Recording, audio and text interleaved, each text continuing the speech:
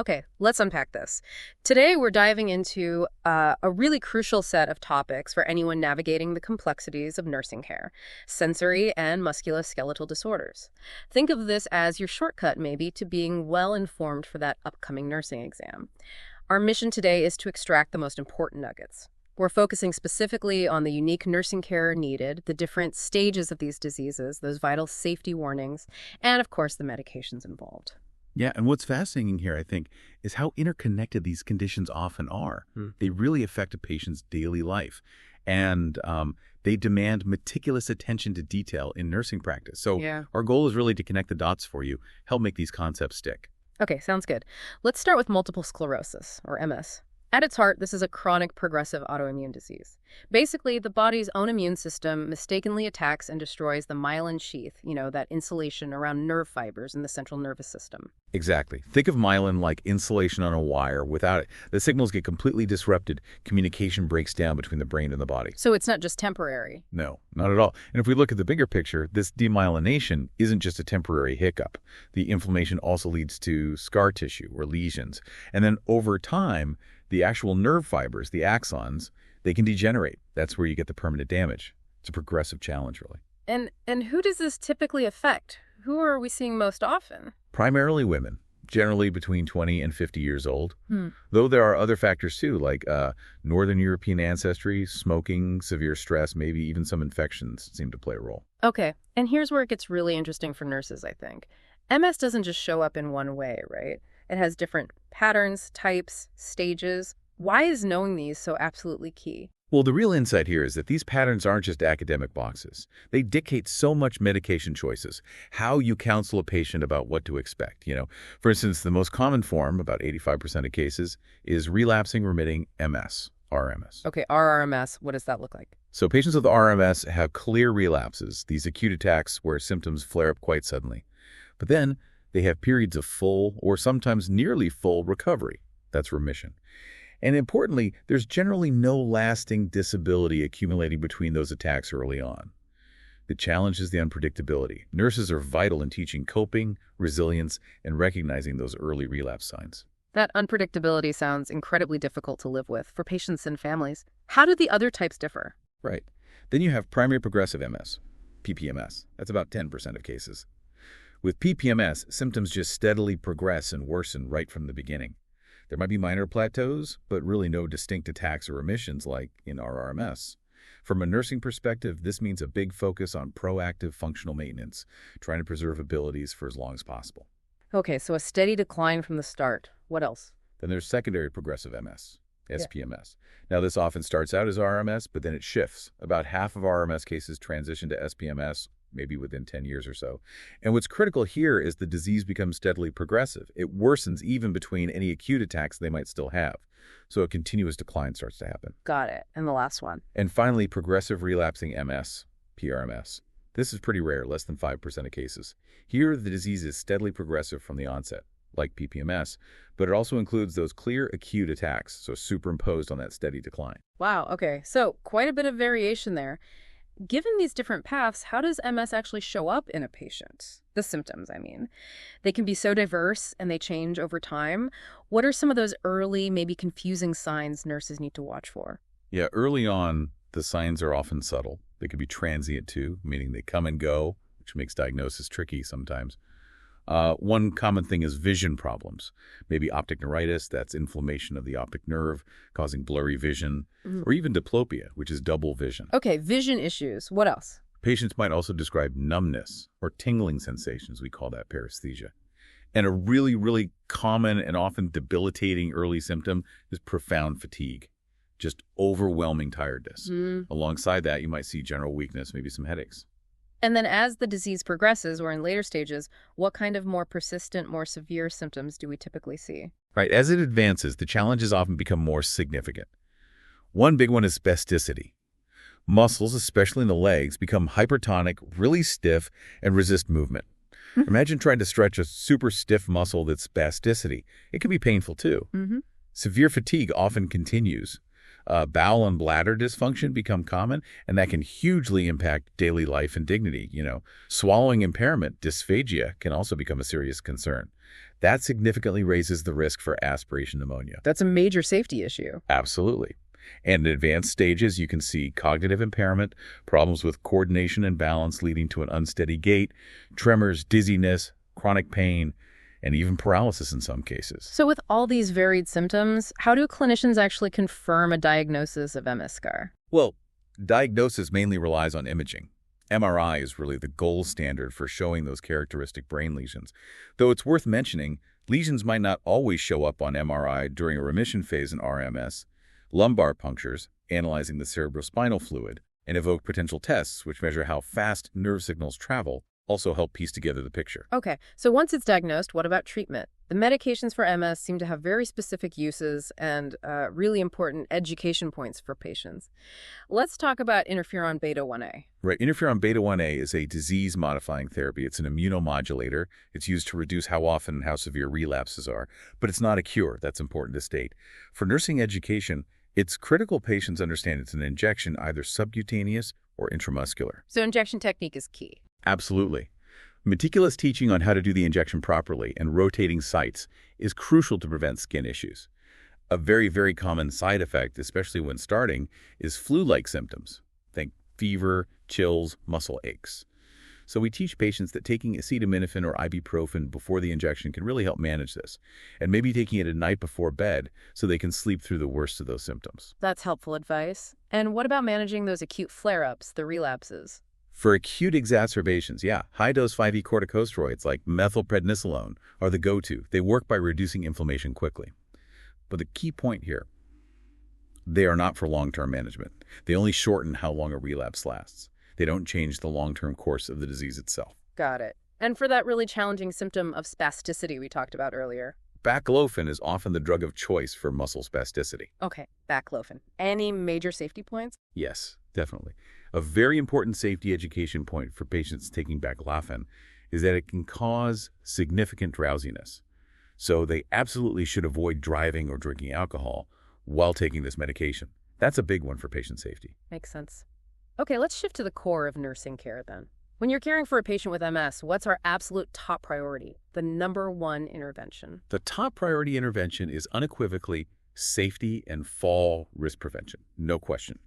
Because of symptoms like lack of coordination, that unsteady gait, spasticity, and ataxia, which is poor muscle control leading to clumsy movements, these patients are at a significantly increased risk of falls. So what does that mean practically for nurses? It means implementing comprehensive fall precautions, making sure call lights are within easy reach, using night lights, removing rugs and other trip hazards from the environment, using bed rails appropriately. This focus on safety is just paramount because a fall can be absolutely devastating, leading to injury, hospitalization, and loss of independence. Right. Beyond falls, what other safety measures are crucial in their daily care? And what education do we need to provide? Aspiration precautions are vital because of the risk of dysphagia. That means watching their swallowing closely, maybe working with nutritionists and speech pathologists to modify diet consistency, preventing that life-threatening aspiration pneumonia. Education is also a cornerstone. We teach patients to avoid known triggers that can worsen symptoms or cause a relapse, things like extreme hot or cold temperatures, severe stress, getting overly fatigued, infections, or any kind of physical trauma. So lifestyle management is key too. Definitely. We encourage light exercise, but with frequent short rest periods to avoid overexertion. Strict adherence to their medication schedule is paramount. They should always consult their provider before taking any over-the-counter medications because of potential interactions. And it's really important they know the signs of infection fever, worsening fatigue, things like that, and when to seek medical attention immediately, as infections often trigger relapses. So ultimately, with all this focused nursing care, what does it all mean for the patient's overall well-being and their quality of life? What's the big goal? Well, ultimately, the main goal of nursing care is to help patients maintain the best possible level of functioning, to prevent further worsening if we can, and promote the function they still have. This involves promoting mobility safely, proactively managing medication side effects, and really crucial collaboration with physical and occupational therapists for rehab and adaptive strategies. We also need to keep an eye on their respiratory status, assess for any compromise, and providing consistent emotional and psychological support for both the patient and their family is incredibly important, given how chronic and unpredictable this disease can be. Okay, that's a great overview of MS. Let's move to another progressive neurodegenerative disorder, Parkinson's disease. This condition, as we know, is caused by the tragic death of dopamine-producing neurons in a specific brain area, the substantia nigra. What does that loss of dopamine actually lead to? It leads to a profound dopamine deficiency. And if we connect this to the bigger picture, that deficiency is precisely what causes the characteristic movement disorder. It results in rigidity, tremors, and bradykinesia. That's a marked slowness of movement. There's also sort of an imbalance and excess of excitatory acetylcholine involved, which contributes to the motor symptoms too. Another key pathological feature we see are Lewy bodies. These are abnormal clumps of protein found inside the neurons, and their accumulation is directly linked to the progressive neurological decline in Parkinson's. Right. And the clinical presentation, how Parkinson's shows up, is often identified by those four cardinal motor symptoms. This is where you really see the impact of that dopamine loss. What are those four again? Okay, the four cardinal signs. First, there's the tremor. It's involuntary, often described as a pill-rolling tremor, because it looks like someone's rolling a pill between their thumb and forefinger. It's typically most noticeable at rest. Then, muscle rigidity. Muscles become stiff, they resist passive movement. You might feel a cogwheel sensation when moving their limb.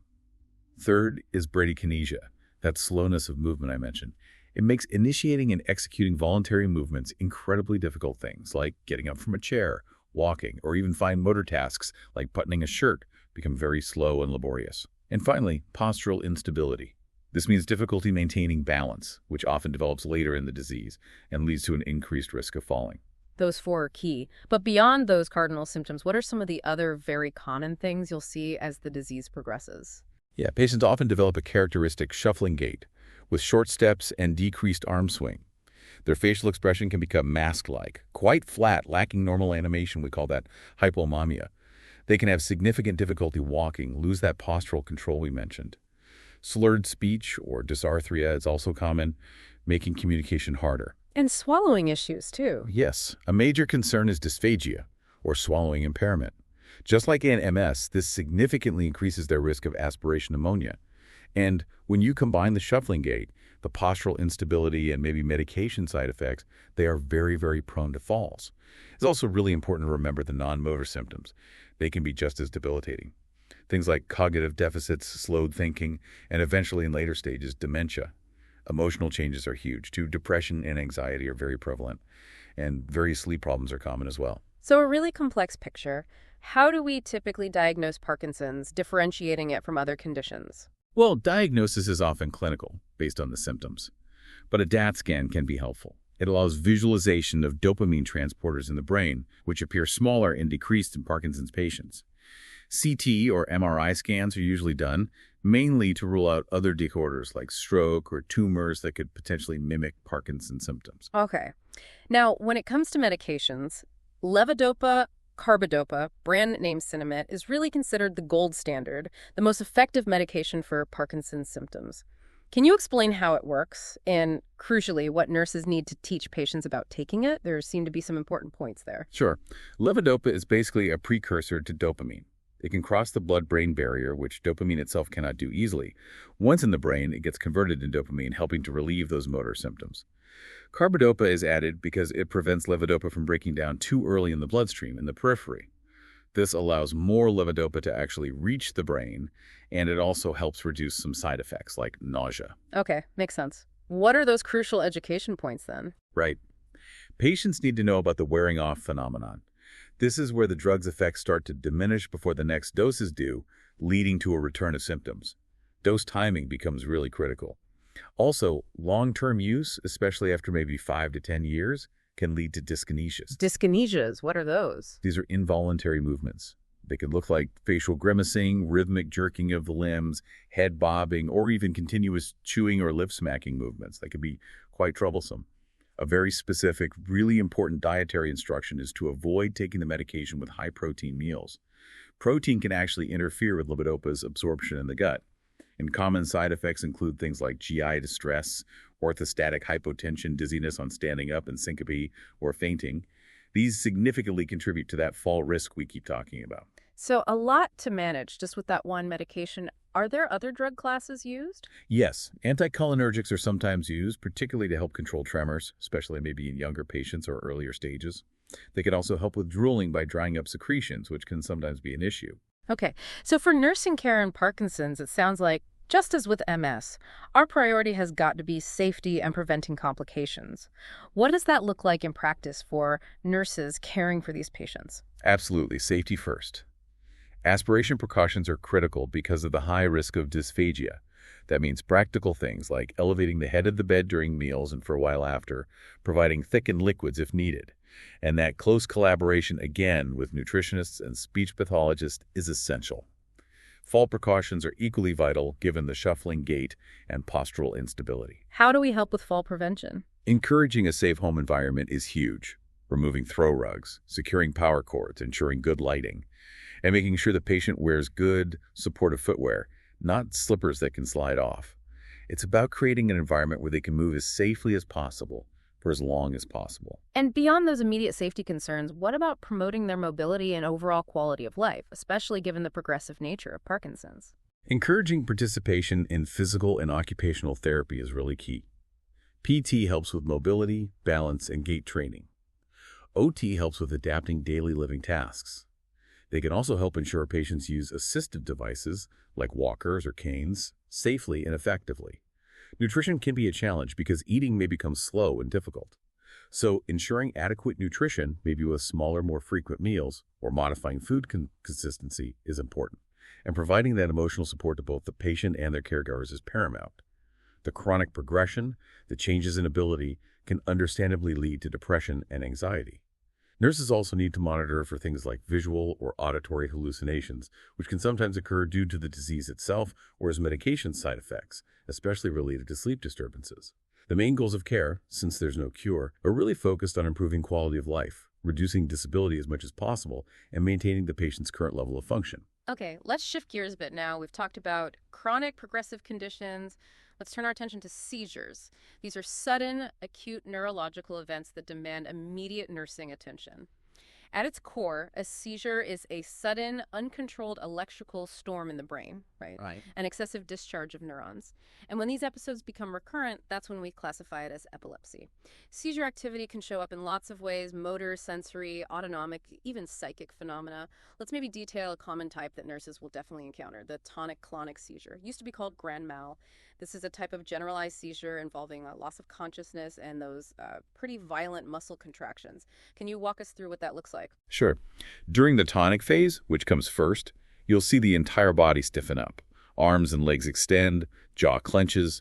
They might cry out as air is forced out of the lungs. This is then followed pretty quickly by the clonic phase. This is characterized by rhythmic jerking movements of the limbs and body. It's important to note that during a tonic-clonic seizure, the tongue or cheek might be bitten, and the patient can become incontinent of urine or stool. These are strong indicators that a major seizure has occurred, and also alert us to immediate risks like airway obstruction or injury. Okay, pretty dramatic. What are some of the most common causes or triggers for seizures? Why do they happen? Well, seizures can be triggered by a whole range of factors.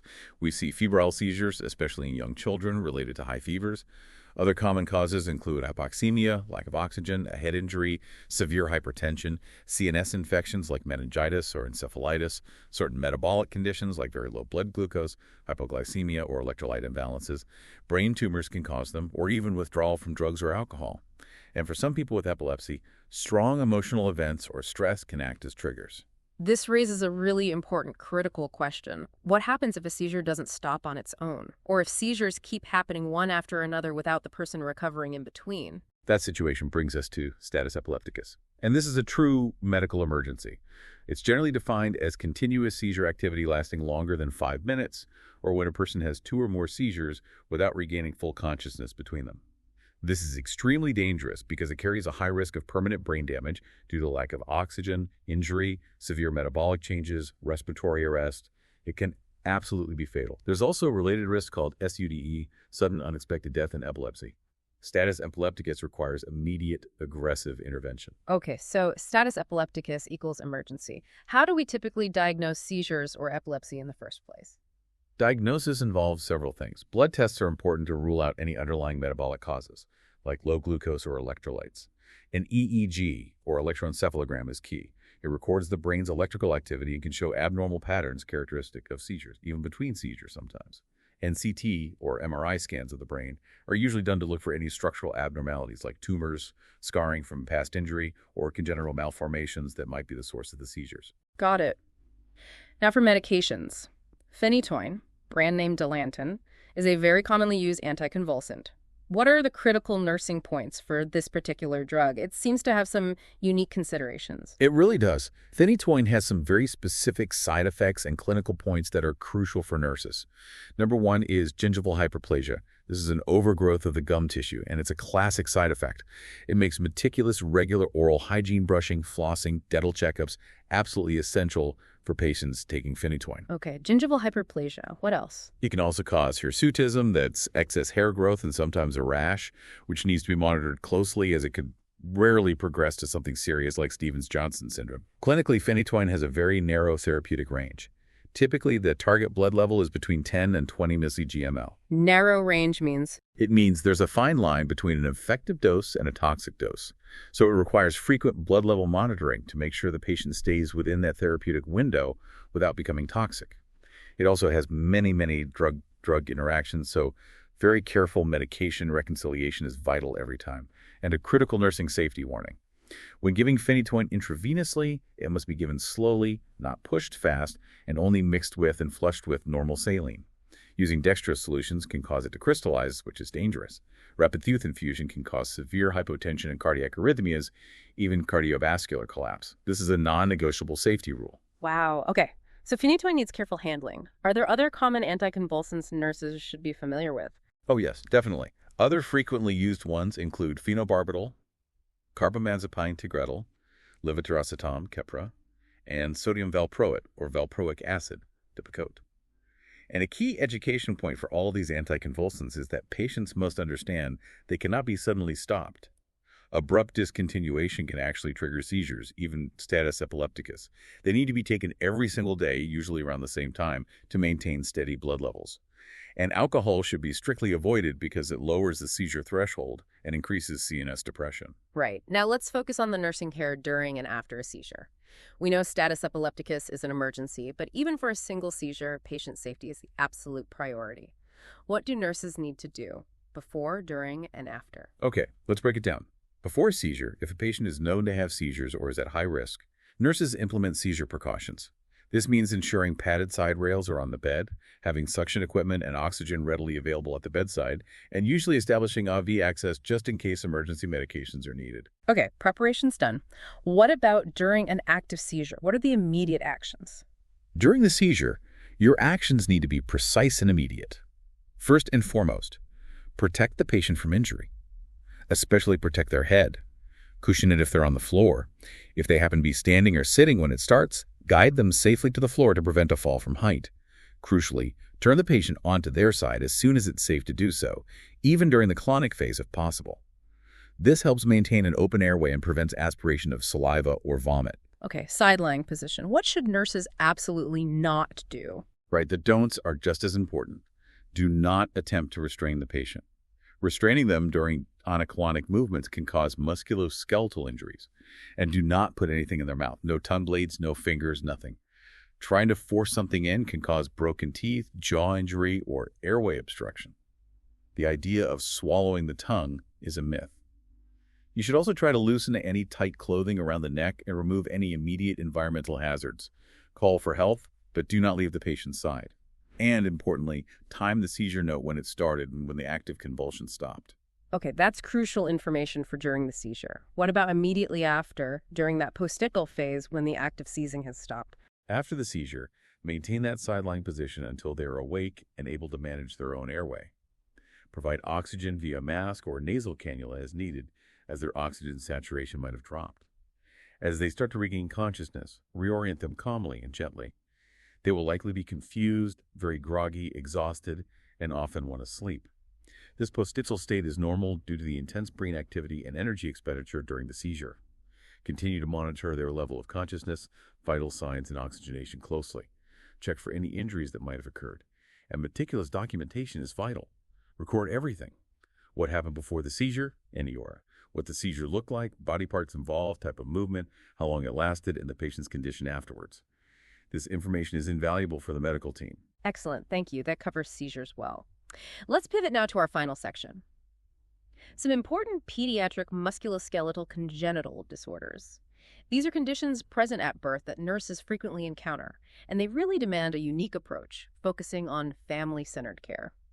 Let's start with clubfoot, or the medical term talipes equinovarus.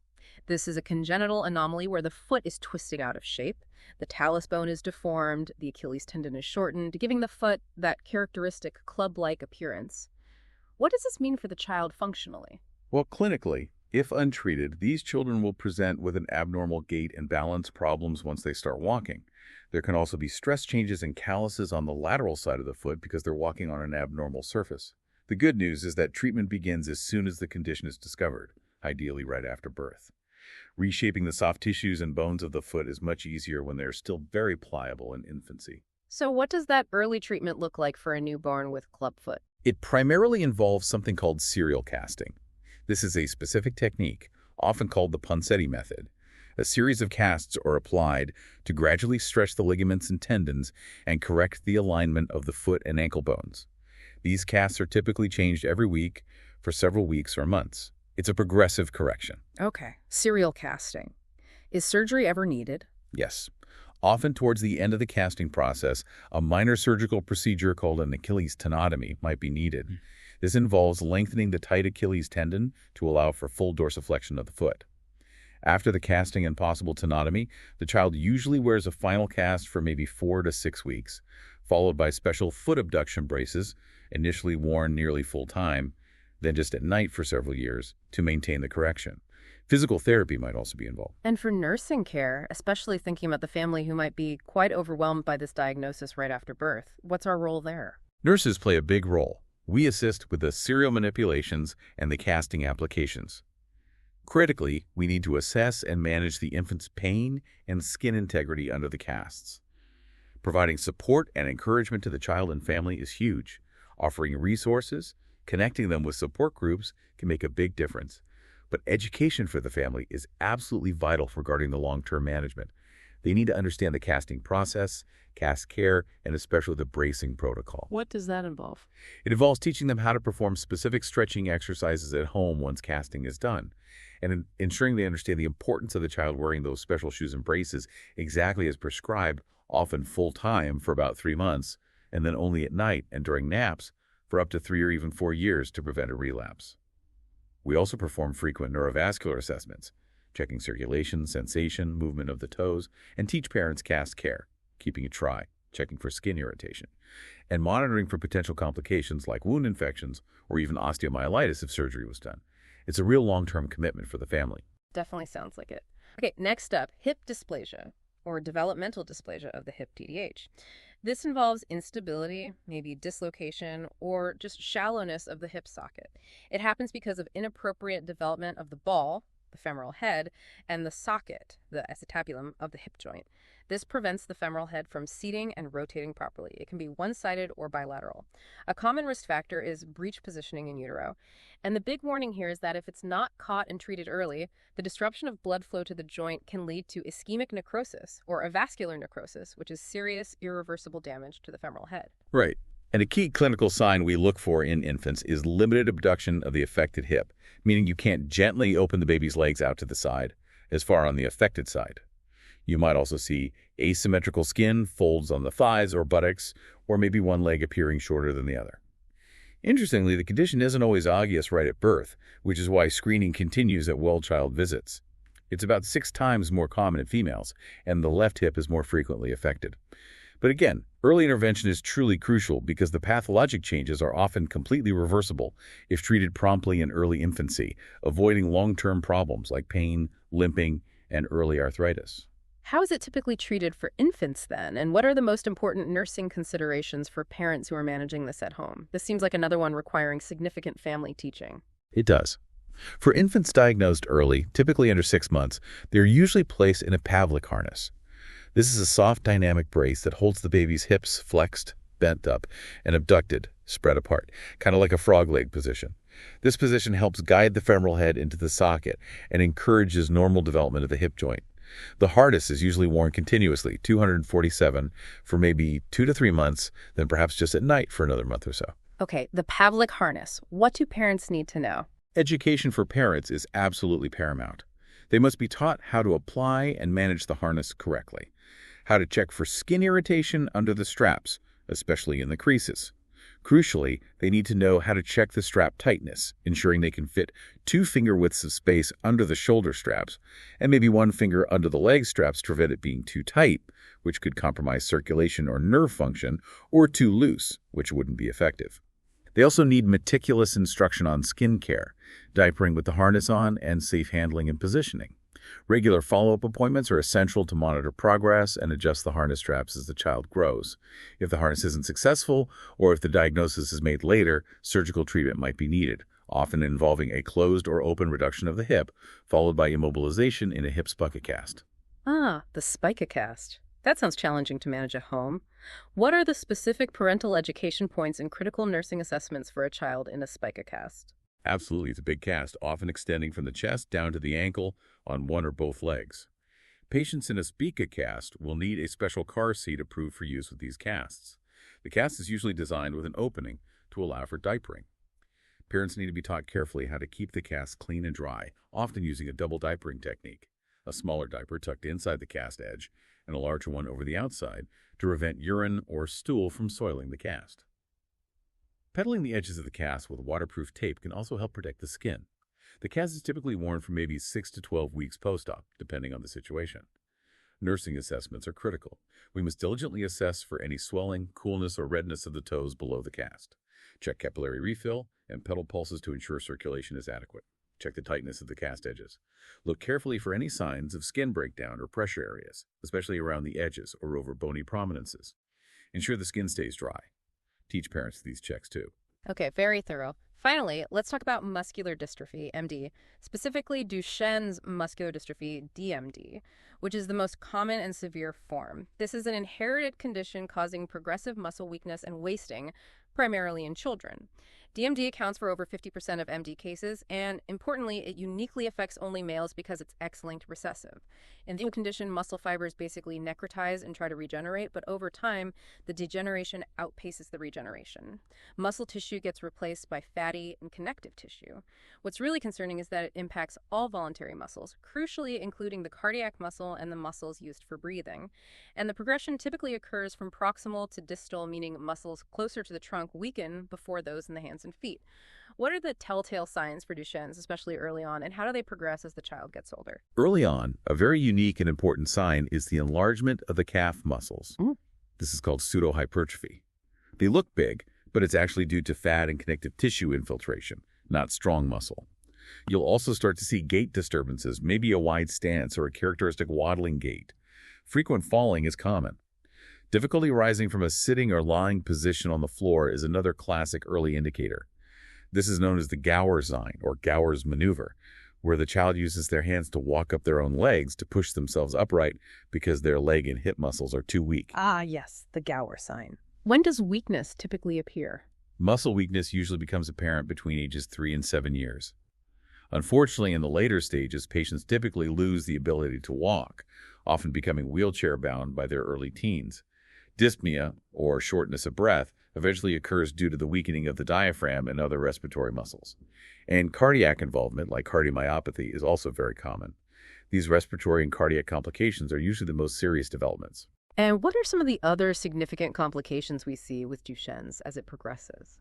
Well, regarding complications, these patients are quite prone to infections, particularly pulmonary infections like pneumonia, but also urinary and systemic infections, partly due to immobility and weakened cough effort. Depression, learning difficulties, and behavioral disorders are also common, related to the chronic nature of the illness, its impact on development and social interaction, and possibly direct effects on the brain. Aspiration pneumonia remains a significant risk due to swallowing difficulties as the disease progresses, and cardiac dysrhythmias can occur due to the cardiomyopathy. Ultimately, respiratory insufficiency is often the cause of death, usually in early adulthood.